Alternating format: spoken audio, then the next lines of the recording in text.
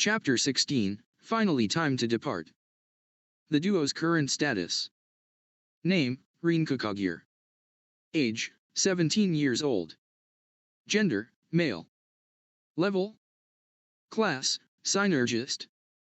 Strength, 10,950. Vitality, 13,190. Resistance, 10,670. Agility, 13,450. Magic, 14,780. Magic resistance, 14,780. Skills.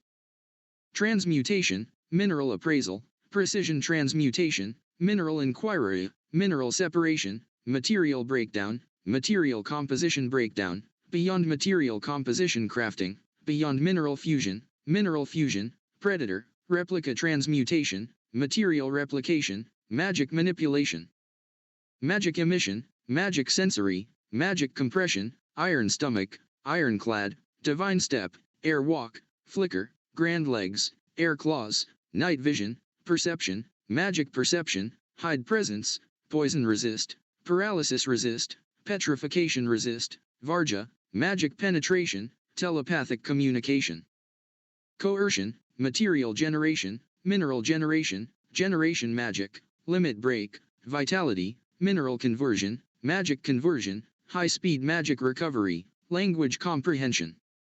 Name, Ryu Monajika. Age, 17 years old. Gender, male. Level. Class, Sorcerer, Space. Strength, 21,000. Vitality, 27,000. Resistance, 21,000. Agility, 7,000. Magic, Error. Magic resistance, Error. Skills. Push, pull, erasure, flash, blinding, beyond complex magic proficiency, healing, martial arts proficiency, space manipulation, projectile proficiency, afterimage, familiar summoning, resurrection, Getomazo summoning, necromancy, Rinnegan, magic absorption, magic resistance, magic manipulation.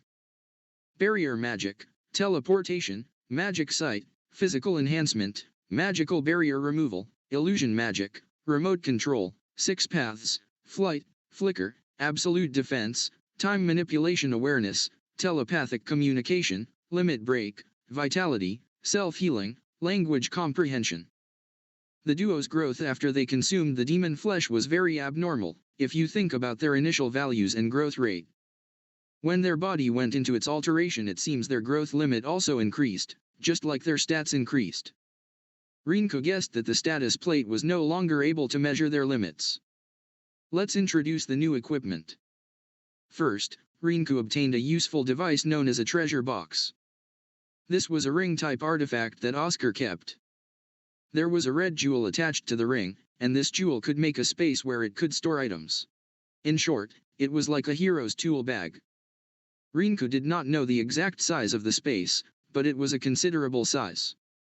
There seemed to be free space still after putting in all the equipment, tools, and materials. Anything can be deposited or withdrawn by just pouring magic into the formation of the ring. If the ring could transport anything to any place, then Rinku thought he could use it to reload. When they tested it, it was half a success.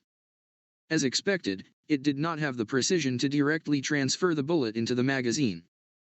The limit was the transfer had a certain range it could align the bullet's orientation.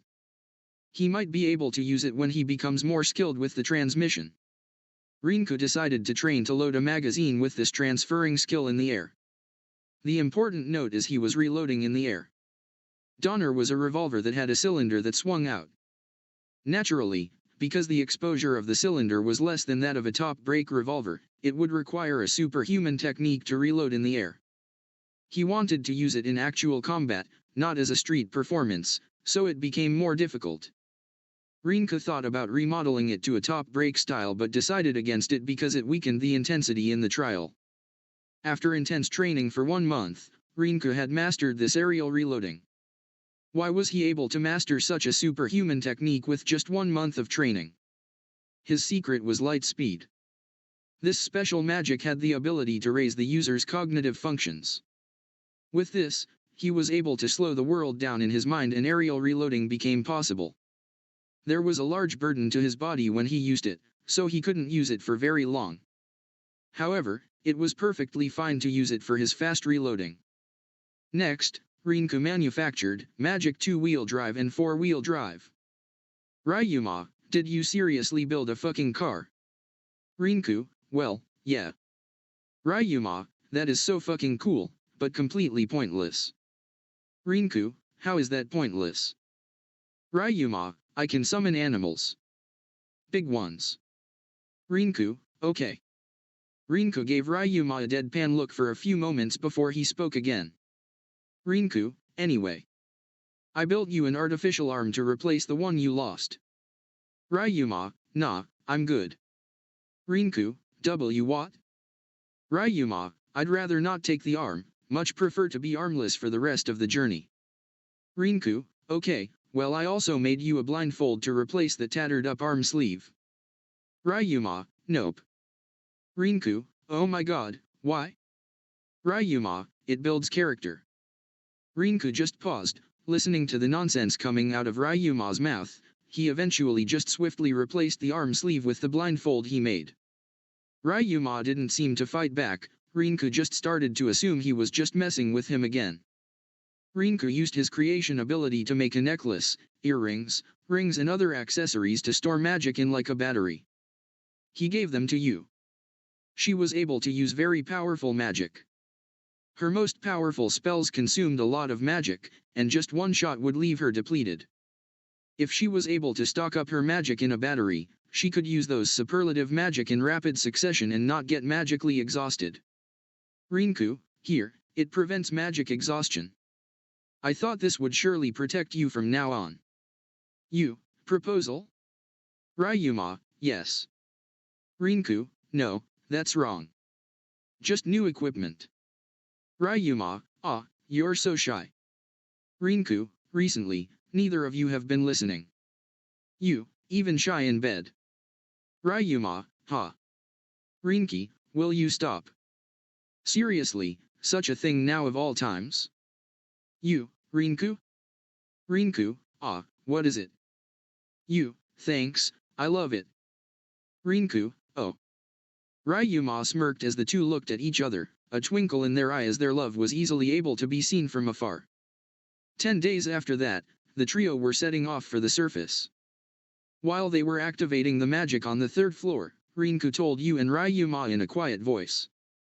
Rinku, my weapons, and our powers are heresy on the surface. The church and countries will not remain silent. They will demand our weapons and artifacts. There is a high possibility they will coerce us into participating in their war. This may be a dangerous trip that turns the world against us. No matter how many lives you have, it might be insufficient. Rinku gently stroked Yu's fluffy hair, as she stared straight at him. She squinted her eyes from the pleasant feeling. He took a moment's pause, and stared back at the sparkling red eyes. Rinku put his wish and resolution into words, as he inscribed it into his soul. Rinku, I will protect you, and you will protect me. So we are the strongest. All will be mowed down, and we will cross worlds. At his words, Yu grasped both hands in front of the chest tightly, almost like a hug. Her expressionless face vanished to reveal a blooming smile. Ryuma smiled with determination as he responded. Ryuma, you damn right. Chapter 17, Dumb Bunny. Their view was filled by the light from the magic circle. The air definitely felt different even though nothing could be seen. It's clearly different compared to the air from the depths of that hell, sensing the fresh air from somewhere other than underground. The trio were currently outside of the cave at the bottom of the Raisin Grand Canyon. Although they were at the bottom of the earth, the sun from above poured down bright and warm light. The fragrance of the surface mixed with the wind was tickling their nose. Compared to any kind of place it could have been, this place was surely the surface. In a daze while looking at the sun above their head, their facial expressions gradually turned into smiles. Even Yu, who was expressionless by default, could be seen smiling broadly by anyone who looked. Rinku, we're back, aren't we? Ryuma, yep. It feels so good. The trio, finally hit by an overwhelming happy feeling of reality, looked away from the sun, glanced at each other, and with all their strength started hugging each other. Ryuma picked up Rinku and Yu mid-hug and spun around in excitement, but a loud roar sounded off, ending their excitement and catching their attention. It was a double-headed dinosaur-like monster chasing a girl with rabbit ears, jumping around with a crying face. Rinku, what the hell is that? You, rabbit tribe. Rinku, why is it here though? Ryuma, who cares, we've got shit to do, remember? There was clearly no will from any of the three to help the rabbit girl. Particularly, from the fact that the Raisin Grand Canyon was used as one of the execution methods, they weren't even considering the fact that the rabbit-eared girl might be a criminal. Rather than thinking of a complete stranger, they thought that it would be bothersome and didn't have any real interest in doing it. But as expected, the after effect of the change of mentality in a brutal way. And the circumstances were completely different compared with that of you. There was no sympathy felt toward the rabbit-eared girl, even more there was no merit, it didn't even reach Rinku's heart. If he always reacts to help requests, there would be no end to it. The Rinku of right now had already deserted the world itself. However, it seems the rabbit girl had detected the trio. After getting blown off by the double-headed tyrant and falling to the shade of a rock, she hurriedly stood back up on her hands and feet to run away. In that pose she stared at Ryuma. And once again the double-headed tyrant swung its claws at the rock where she was hiding and blew it off, grumbling while rolling on the ground. She escaped from the fierce killing attack along with that momentum. Towards the trio. Though there was some distance between them, the desperate shout from the rabbit-eared girl echoed through the canyon and reached them. Help me. Hi. I'm dying. I'm dying. Help me, please see.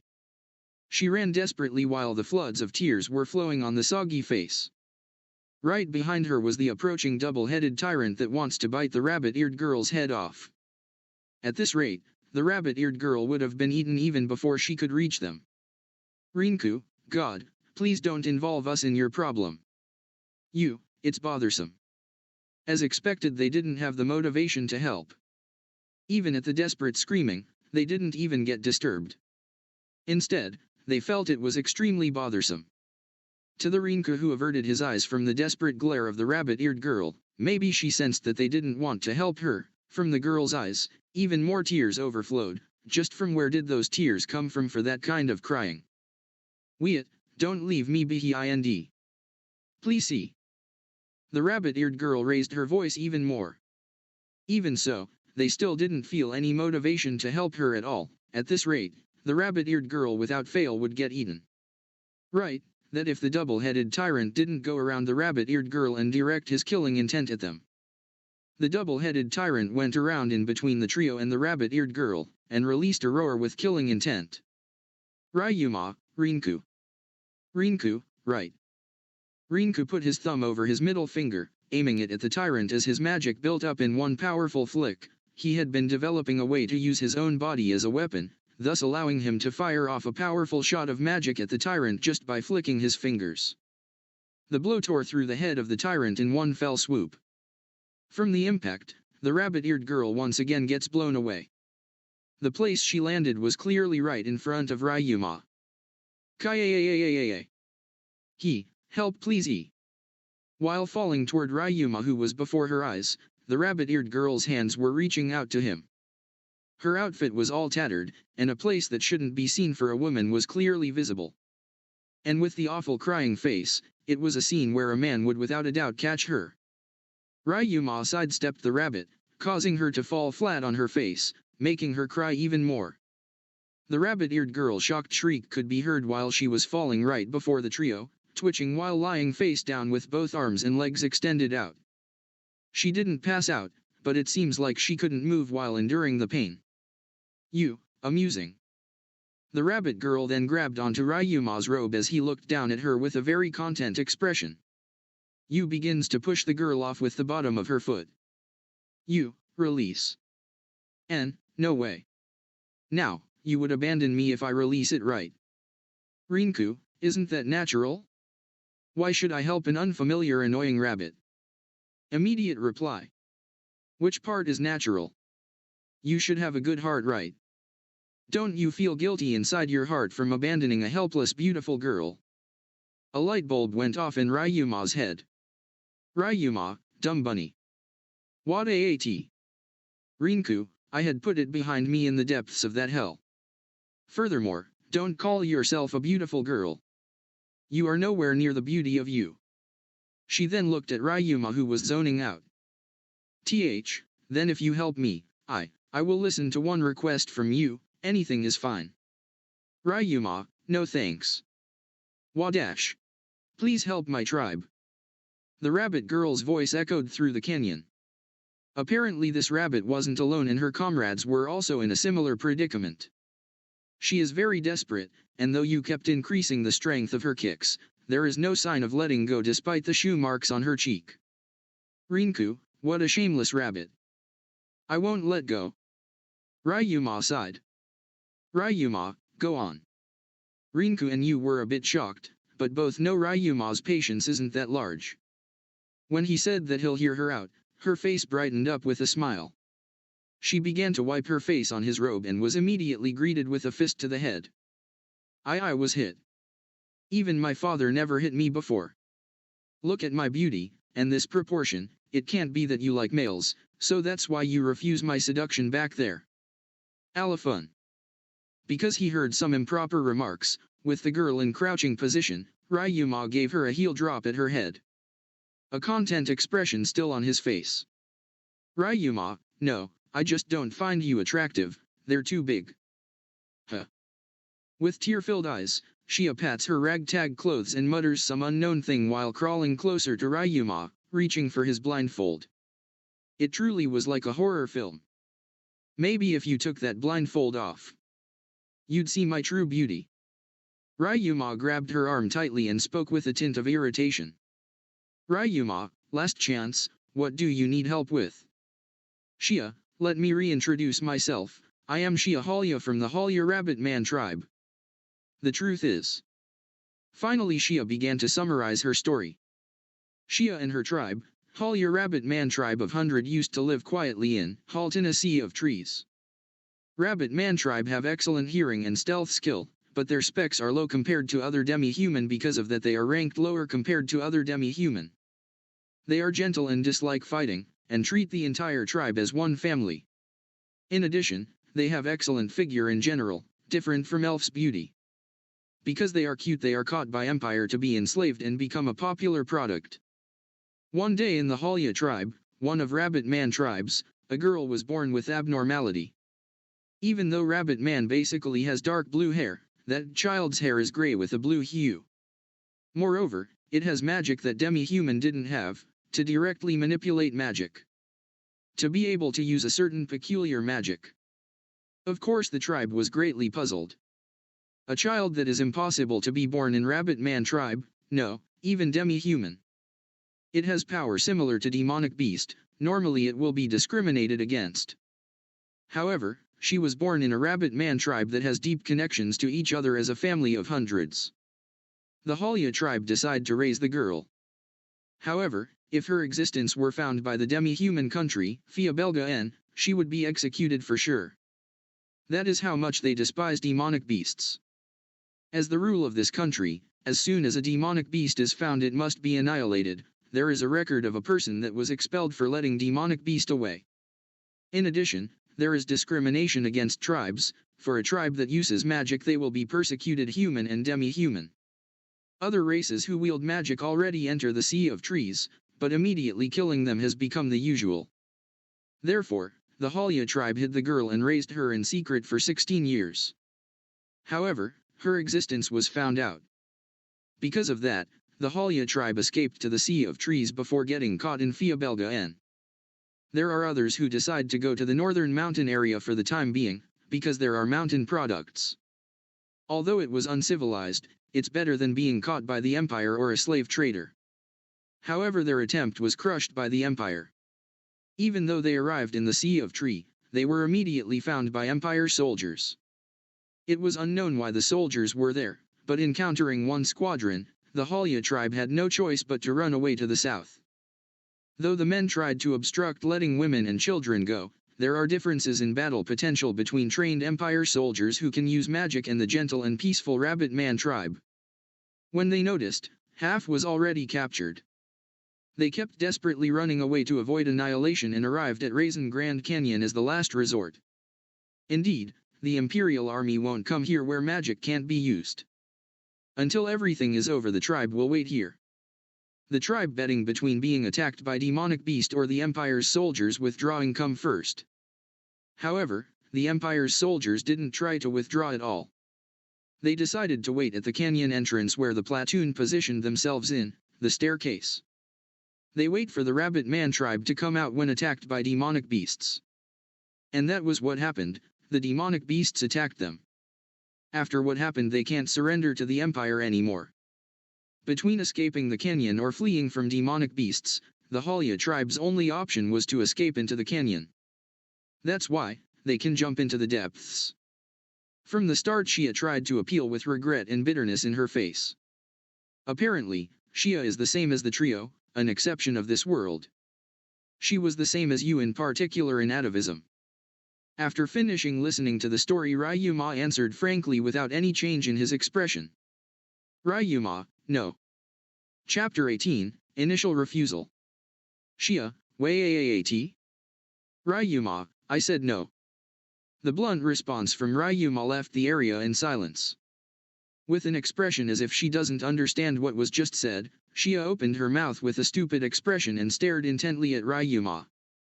Then, Rinka, who already heard her story, started to pour magic into his bike, which he summoned during her story, and a loud yell of protest can be heard. Shia, wait. Why? It should be how pitiful. Don't worry. I'll do something about it. With a reliable smile or something like that, you know. As expected or something. I also think it should be like that. Why, a sudden encounter with a beautiful woman like me and you just ignore it? Ignoring me and keep going? I won't let you, you know. Her protest ignored, Shia jumped to cling onto Ryuma's leg again. From a serious and serene atmosphere a while ago, her shameless rabbit mode is back. Glaring at Shia, who won't show any sign of releasing his feet, Ryuma only releases a sigh. Ryuma, why should I help you? Being chased from the Empire, being chased from the forest, you're nothing but a seed of troubles, there are only problems with you. Assuming you escaped from the canyon, what's next? Won't you just get caught by the Empire, or will you flee to the mountain? Then, what will you do? Rely on me again, right? This time it was to protect you from the Empire's soldiers and escape from the northern mountain range, right? Shia, tha that is, bullet in butt. Rinku, we have a purpose in our journey, you'd only get in our way. Shia, that can't be, but, even you can see the reason to protect me. Rinka was unable to understand the meaning of the Shia's tear-filled story. Now that he thinks about it, why Shia stray away from her comrade is a mystery. Rinku asked whether there is a relation with that. Shia, yes. It was called clairvoyance. I can see the future. If I choose to do this, what will happen? I can see something along that line. Also, in times of danger I can automatically see the future. Well, the future that I see isn't absolute. Tha, that's right. I am useful, you know. With my clairvoyance we'll know if there are danger. I saw it a while ago. I can see you guys helping us. In fact, it helped me to meet you. Rinku, if you have such amazing special magic, why did they find you? If you can predict the danger, then you won't be found out in Fiabelga N, right? When pointed by Rinku, Shia reacts with an ugh while averting her eyes around. Shia, if I use it on my own then it'll be unusable for a while. Rinku, that means you already used it before they found out. What the heck did you use it for? Shia, that is, I'm anxious about my best friend's romance. Ryuma, oh my god. You really are a dumb bunny. Ryuma began chuckling to himself loudly after she admitted to using her clairvoyance in such a useless way. Rinku, isn't that the same as peeping? The heck did you use precious magic for? Shia, I will seriously reflect from now on. Rinku, as expected, it's useless. If you ask what else is useless, you're useless. This failure of a rabbit. Rinku looks away in amazement while Shia, crying, keeps clinging to Ryuma who is still laughing at her. When Rinku prepared to walk away, an unexpected help came to Shia. Rinku, Ryuma. Rinku, take her along with us. Ryuma, are you serious? Shia, I knew you were a nice lady. You, only as a guide for the Sea of Trees. You then looked at Ryuma who clearly didn't want to bring her along. She spoke the same words Ryuma did in the cave. You, it's okay, we're the strongest. Ryuma can only give a wry smile hearing his own words. Rinku, alright you dumbass rabbit, you're now our guide through the Sea of Trees, and in exchange we'll give you the safety you have been begging for. Ryuma looks content with bringing Shia around, but he sighs and goes along with it. Shia, thank you very much. You what a relief, seriously what a relief. Shia cried with joy. However, she immediately stands up because there is no time to lose. Shia, my best regards. Then what should I call you? Rinku, N. Now that you mention it. I am Rinku, Rinkukagun. You. Ryuma Najika. Shia, I see, Ryuma, Rinku, and you. Shia said their name several times to remember it. But, you was dissatisfied and objected to her. You, useless rabbit. Shia was puzzled by Yu's commanding tone. It seems she thought Yu was younger because of her appearance. When she heard that Yu was a vampire and much older, she immediately apologized by prostrating. Rinku, come, for now failure rabbit get on the back. Rinku, being used to Yu's brilliant mind, instructed Shia to hop on. And that resulted in Shia's confusion. It can't be helped because there are no two-wheeled vehicles that move by using magic in this world. However, because Shia understood it was some kind of vehicle, Shia slowly sat behind Yu. Even though it was a tandem seat using a certain demonic beast's leather, because Yu was small there is enough space for them. And Shia, being surprised by the softness of the seat, starts leaning forward to Yu, pressing her weapon. Shia, wait, what about Ryuma? Ryuma, don't worry I have my own mode of transportation. Ryuma lifted his blindfold up to reveal one of his eyes, causing Shia's eyes to widen seeing the sight of his eyes. Ryuma then bit his thumb, causing a trail of blood to form as he pressed the blood against the tips of his fingertips and slammed his hand onto the ground. A summoning symbol forming onto the ground as a puff of white smoke engulfs him. Quickly a loud caw could be heard as the smoke dissipate quickly as a gigantic brown beard is now there with Ryuma on its back, the bird's eyes the same as Ryuma's. Shia, what? Rinku, oh that's cool, you can summon birds. Ryuma, not just birds my friend. A whole fuck ton of stuff. Yu, who was surprised with the feels, starts to slip away to the front of Rinku. Her petiteness fit perfectly between Rinku's arms. Apparently, Yu can't stand the feeling of the weapon that hit her. Rinku reveals a wry smile after guessing the reason while Yu entrusting her weight into Rinku has a bitter expression. Chapter 19, Halya Tribe. Figures of desperate rabbit men fleeing to hide behind rocks can be seen. If you look around you can see 20 rabbit men hiding behind rocks. If combined with those hidden there should be around 40 people. In the sky, flying type demonic beasts that were rare even inside the abyss are glaring at the frightened rabbit man tribe. If you ask, their appearance is similar to the monsters known as wyvern. Shia, Varia. Over Rinku's shoulder, Shia's trembling voice can be heard. It seems those wyvern-like creatures are called Varia. There are 6 of them, trying to catch the rabbit man tribe while circling in the sky. Finally one of Varia takes action. After rotating in the sky, it dives towards one of the large rocks where some rabbit man tribe members are and strikes the rock with its tail helped by centrifugal force. Along with a deafening sound, the rock was crushed and the rabbit men came out screaming. As if it was saying I've been waiting, the Varia starts to devour the helpless prey by opening its jaw. It's aimed at 2 rabbit men. What's left is a body without a waist and an unmoving small child that the man from the rabbit man tribe tried to cover. Seeing those scenes, despair can be seen on the other rabbit man tribe. Because who knows when their other family member will be Hiveria prey. But, that's not what happened. Ryuma, Vineyard Green. Suddenly, magic took shape at the base of Ryuma's wrist, forming a bright green sword. Whilst on the bird, Ryuma soared towards one of the Hiverias and decapitated it, blood raining from the sky. He then soared through the sky, a sinister smile on his face as he looked to take care of another monster bird. Ryuma cut one of its arms off, blood bursting from it while writhing in pain. Soon some of the rabbit man tribe lose strength in their waist. That's because while they are focused on the first Hiveria, they didn't notice another Hiveria coming close to them. Bang! Rinku fired off Donner, a bullet piercing the Hiveria stalking the rabbit man tribe from behind. This caused the rabbit man tribe to become startled. Seeing their comrades dead, the other Hiveria in the sky roared in rage at the same time. To the cowering rabbit man tribe, they can hear a sound that they have never heard before because of their excellent hearing. The high-pitched ki-ee-ee-een sound, similar to that of a jet. This time another sound comes and they turn their eyes to the source. What they see is a black vehicle. From that, three figures can be seen coming in high speed. Of the three, one of them is someone they know too well.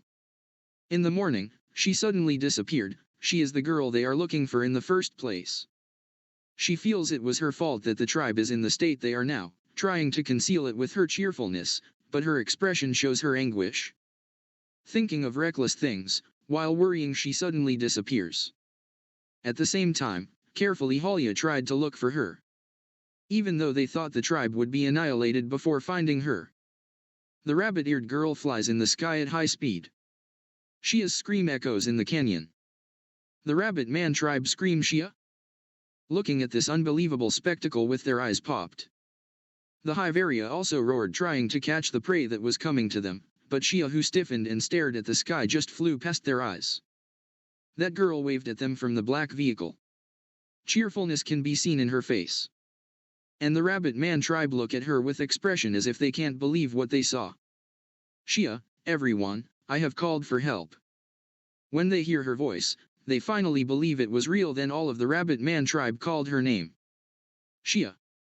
Rinku made an irritated expression while driving the magic bike at high speed. After confirming her family's safety, Shia stands up on the bike while waving in happiness. Even though that is fine, so that she won't fall from the bike moving at high speed, Shia leans her body to Rinku and her heavyweight lethal weapon bouncing up and down, then hits his head. Because of that, his aim shifted and the second Hiveria didn't get killed. Rinku gripped Shia clothes, who was jumping up and down to stop her. Shia, who noticed it, tried to question him. But even if she can't see Rinku's face, because she noticed the atmosphere, she timidly asked. Shia, Rinku? What happened? Why did you grip my clothes? Rinku, if you're so energetic that it obstructs combat, I think I'll give you a job. Shia, job. What should I do? Rinku, it's easy, just go to the front of those starving demonic beasts. Easy, right? Shia, what are you? Don't lift me, don't swing me. Shia, who's struggling with nervous expression, was lifted easily by Rinku. Rinku, who is driving the two-wheeler with one hand, starts drifting, and with an expression telling her there is no need to talk, he throws Shia to the sky with the help of centrifugal force. Rinku, go. Useless rabbit. Because of that, Rinku won't miss his chance. Those flying Hiveria have become easy targets. 4 gunshots can be heard simultaneously. It penetrates those Hiveria's jaws and their heads crushed. Without time to scream, the Hiveria lose their power and fall to the ground. They are stronger than that double-headed tyranno-like monster that attacked Shia. In this canyon they are known as dangerous and troublesome demonic beasts. It's hard to resist their attack. When looked by their predator eyes, the rabbit man tribe stiffened. With their ears, they can hear the girl's scheme becoming closer. Shia, help me, Ryuma. Ryuma landed down and deactivated his bird summoning, sidestepping Shia as she fell onto the ground with a loud thud.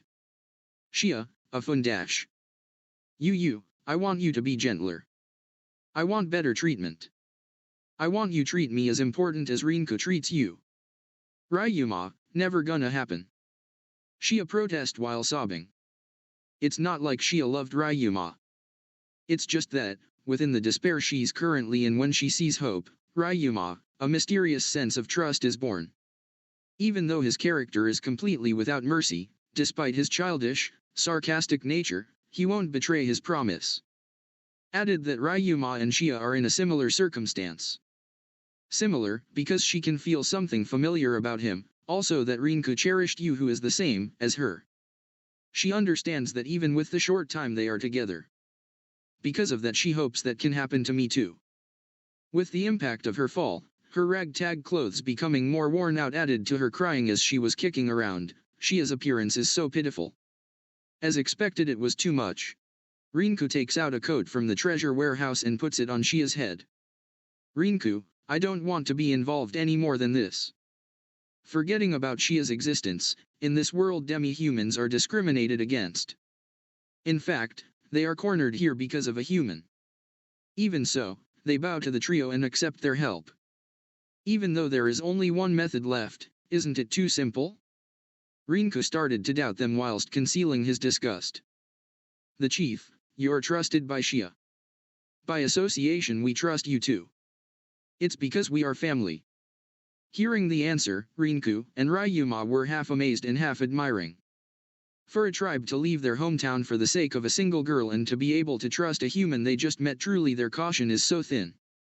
It can be said their personality is too kind. Shia, it's okay father.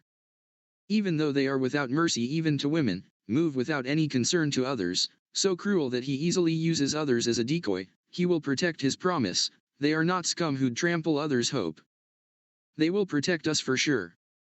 Ryuma, God, that has to be the nicest thing anyone has ever said about me. Rinku, what's sad is that's true. Chief, so that is. In other words they're shy people huh? If that's so, I believe them. Rinku with a vein appearing at his head started to pull out Donner, but he was ambushed. Rinku is very shy, especially in bed. Ryuma, Get M. Rinku,